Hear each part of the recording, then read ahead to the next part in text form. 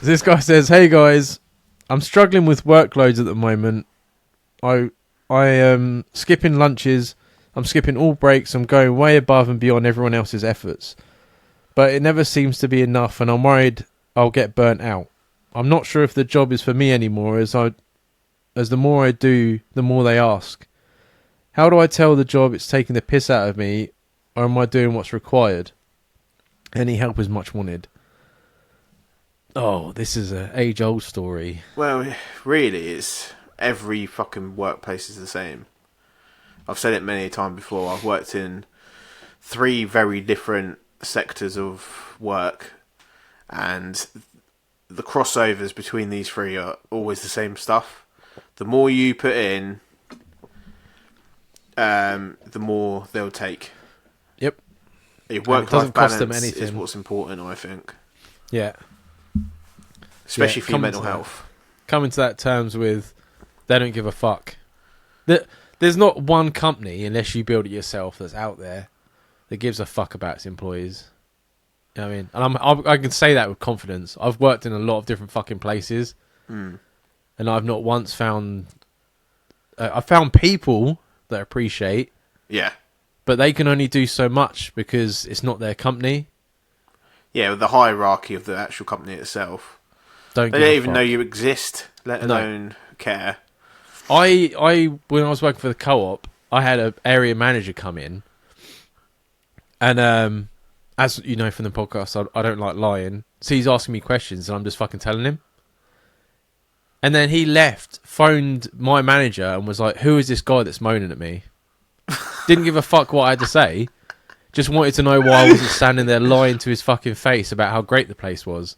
And that made me realise, I was like, oh, okay, management just... The higher you get up, the more you've got to lie. Oh, I just got the fuck out of there. Yeah, I remember when in my delves in management, I did a lot of... You would be told something and like 3-4 months before everyone else would know. You'd have to cascade it down in like a planned way, like to the guys that work for you. And I remember having all this knowledge and keeping it to myself, and like it used to fucking drive me mad. And I'd be doing stuff like that. I'd be when area manager come in or like a district manager come in, they'd come in and we'd be discussing things, and I'd just be telling them what I know they want to hear. And now when I'm listening to people in meetings at work, and in my old place as well, when you're listening to managers, they're doing exactly what I did. They're just telling them what they want to fucking hear. Yeah. And the real idea of what's going on is not like portrayed at all. So the higher management are in a complete delusional world, and that's what happened there when you said, "Why is he moaning at me?" Because he, as far as he knew, everything's pink and fluffy when it's not. Yeah. Oh, yeah. I didn't even know I was doing it. He was asking me questions, and I'm just fucking blah, blah, blah, blah, blah. And then I got fucking burned like fuck the next day when the manager came in. She fucking grilled the shit out of me. But, like, that's the thing, right? Like, there's always that one person that does more than is expected, and you're not paying them to do that extra. So you're like, hang on a minute. That's why so many people don't get promoted, because they're like, if you get promoted, I'm going to have to find someone else that's going to do as much work as you. Backfill position, yeah.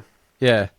So they'll just leave you where you are, which is when you feel burnt out and that, because you're like, well, hang on a minute, I'm doing this for promotions, and they're not willing to promote me because I'm basically doing the job without getting paid for it.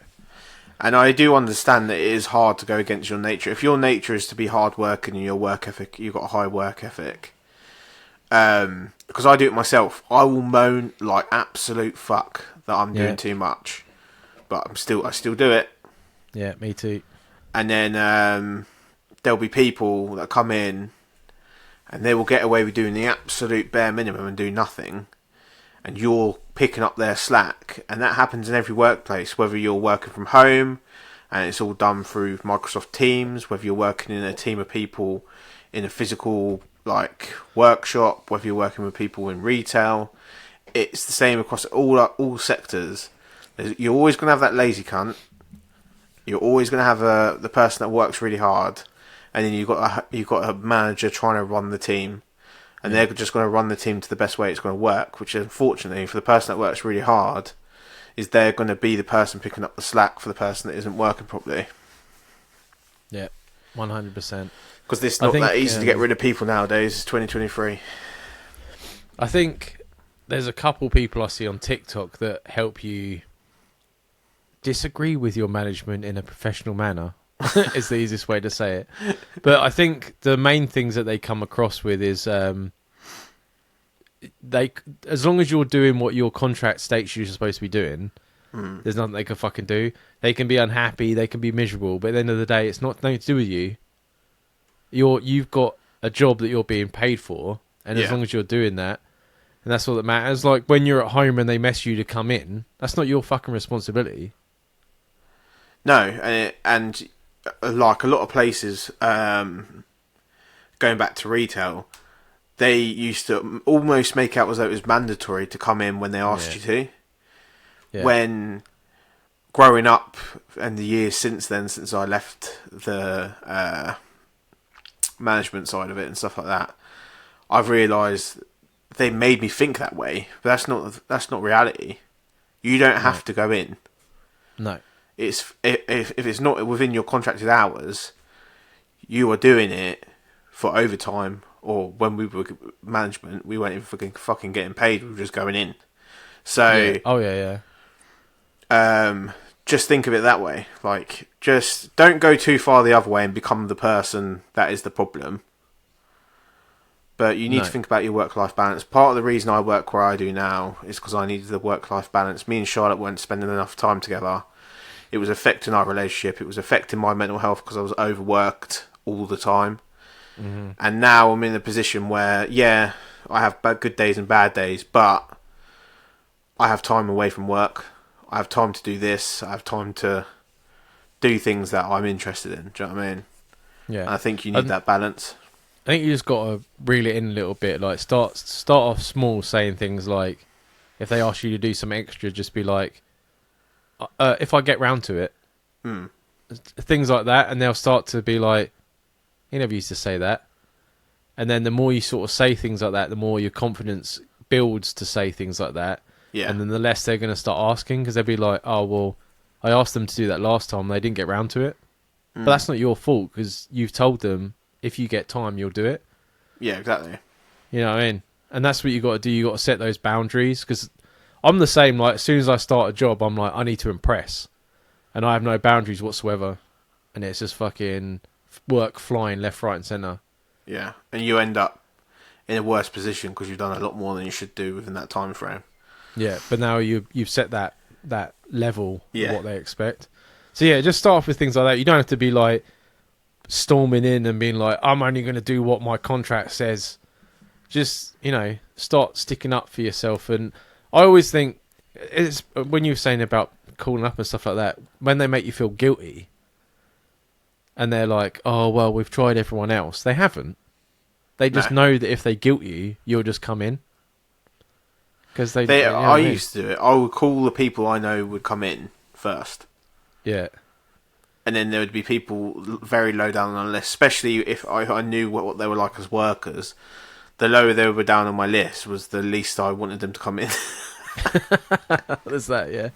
I would always say, I'll be like, Jamie, come into work. Like, fuck everyone else. But, like from your email, I can guarantee that you're doing too much. Yeah. Just, you know what I mean? So just try that, see how it goes.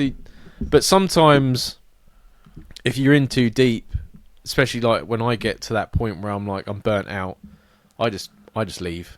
Because I'm like, there's no way I can get out of it. I'm sick of people treating me like shit, so I'm just going to get a fresh start. But then I just go straight back to doing it again. You can't help it, because you got that probation period, right? I always say it's easier said than done, man. Like, I've had many times where I've said, right, I'm done. I'm not putting in, doing the extra for these people. Why should I do it, etc. I've always, over the years, I've done that time and time again, and I'm back there on a fucking Sunday afternoon or something doing work when I shouldn't be. Do you know what I mean? I'm getting better at this place. Like when they say about overtime, which they haven't done for a long time. Mm. But I remember this guy saying, if someone asks you to do something and you don't want to do it, just say no. He's like, because if you explain why you can't do it, that's you saying that your time's not valuable to yourself, because you're trying to explain to them what you. Just say no. You don't need to explain why your time's valuable. Just say no. And that's what I've been doing. When they're like, "Can you do overtime?" I just go, "Nah." Yeah, just carry on and working. I would love to do that myself.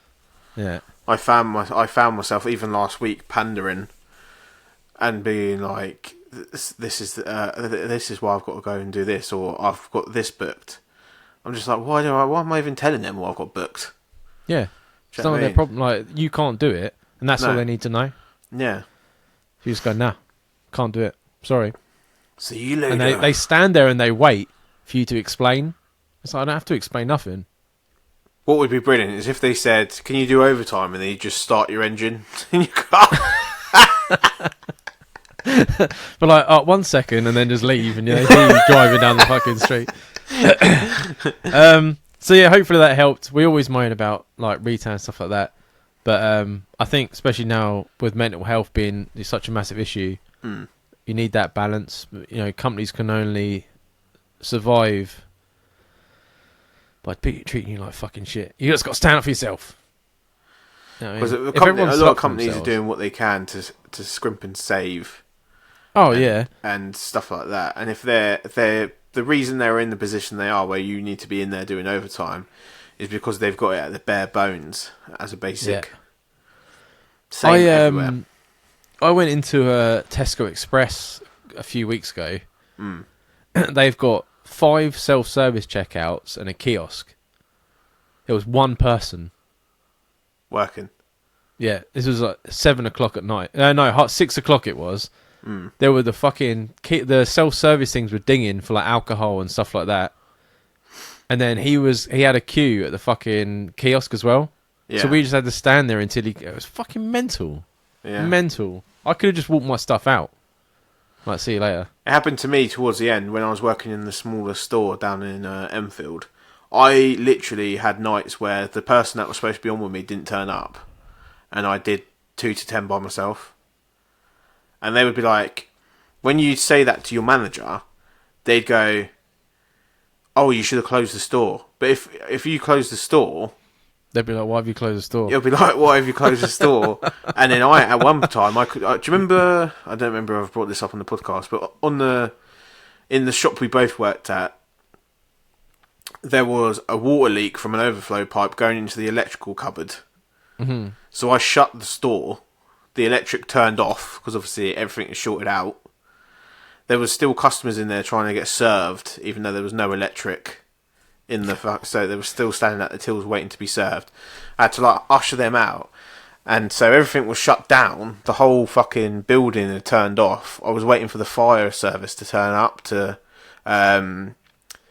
check out the electric cupboard to see if everything was alright, because in stores, as you can imagine, it's not just one consumer unit, it's about a fucking million different switches. So they come in, they turned off the overflow pipe that was left on by plumbers that were there earlier that day. And it was probably, the store was closed for probably about 6 hours. When I eventually got through to my area manager, his question was, "Why did you shut down the store?" Not, "Is everyone okay? Have you sent anyone home? How was the customers?" He goes, "Why did you shut the store? We've lost 6 hours of trading." That's all he said. There was no electric, Dan. What did he want? What are you supposed to do? Yeah. Pen and paper. There was water coming out from the back. Like, it was like almost a foot deep water coming from the back. And he's asking me why I've closed the store. Insane. Fucking. And that's just an example of a dickhead. There's so many of them out there. So, yeah, hopefully you can get yourself back into balance. And hopefully we've given you a bit of courage or a little bit of,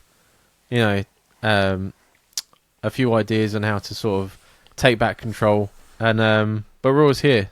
Hopefully you'll get it sorted.